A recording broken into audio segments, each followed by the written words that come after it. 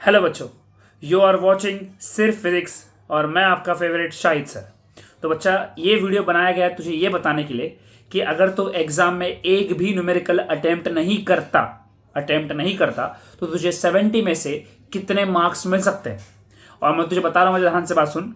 70 में से तू 61 मार्क्स तक पूरा स्कोर कर सकता है अगर तू एक भी न्यूमेरिकल अटेम्प्ट नहीं करता तो। अगर तुझे पेपर पैटर्न याद है तो पेपर पैटर्न के हिसाब से क्वेश्चन नंबर 2 वेरी शॉर्ट में तेरे पास 8 क्वेश्चन रहते हैं और 8 में से तुझे 8 के 8 करने होते हैं। उसमें से 6 थ्योरी होते हैं और 2 न्यूमेरिकल होते हैं। 2 न्यूमेरिकल नहीं किए, 2 मार्क्स गए। Question number 3 2 marks question. इस 2 मार्क्स क्वेश्चन बच्चा तेरे पास टोटल 12 क्वेश्चन रहते हैं और तुझे एनी 8 करने होते हैं। ये 12 में से 7 थ्योरी होते हैं और 5 न्यूमेरिकल, 12 हो गए। 7 थ्योरी तूने कंपलसरी अटेम्प्ट कर लिए, तुझे 5 में से 1 न्यूमेरिकल कंपलसरी अटेम्प्ट करना होता है। मान ले तूने वो भी अटेम्प्ट नहीं किया, तेरे 2 मार्क्स गए। टोटल 4 मार्क्स गए अब तक। Question number 3 marks question. Same pattern बच्चा, सेम पैटर्न। 12 क्वेश्चन रहेंगे, 7 थ्योरी रहेंगे और 5 न्यूमेरिकल रहेंगे। अगर तूने ये अटेम्प्ट नहीं किया तो इसमें से भी तेरा 3 मार्क्स का न्यूमेरिकल गया। टोटल ऊपर के 4, यहाँ के 3, 7 मार्क्स चले गए। अब लास्ट 4 मार्क्स वाले क्वेश्चन में तेरे पास 5 क्वेश्चन रहेंगे। कितने रहेंगे? 5 क्वेश्चन। और तुझे 5 में से कितना अटेम्प्ट करना है? जस्ट अटेम्प्ट करना है 3। अब इसमें से 2 क्वेश्चन पहले कंपलसरी थ्योरी होंगे, उसके बाद बचे हुए 3 क्वेश्चंस में से तुझे ऐसा ऑप्शन मिलेगा कि ऊपर 2 मार्क्स का थ्योरी फिर 2 मार्क्स का न्यूमेरिकल, 2 मार्क्स का थ्योरी फिर 2 मार्क्स का न्यूमेरिकल। थ्योरी अटेम्प्ट हो गई, बच गए सिर्फ 2 मार्क्स का न्यूमेरिकल। तूने वो भी नहीं किया, वो भी अगर नहीं किया, कितने मार्क्स मिलेंगे? 2 मार्क्स गए। टोटल तेरे ऊपर के 7 और यहाँ के 2 मार्क्स चले गए, 9 मार्क्स चले गए। अब बच्चा सोचेगा कि 70 में से अगर मैं न्यूमेरिकल अटेम्प्ट नहीं करता तो कितने मार्क्स मिले? कितने मिले? काउंट कर, 61 मार्क्स मिल गए। अब 30 मार्क्स अगर इंटरनल जोड़ता हूं तो कितने हो गए? 91 हो जाएंगे।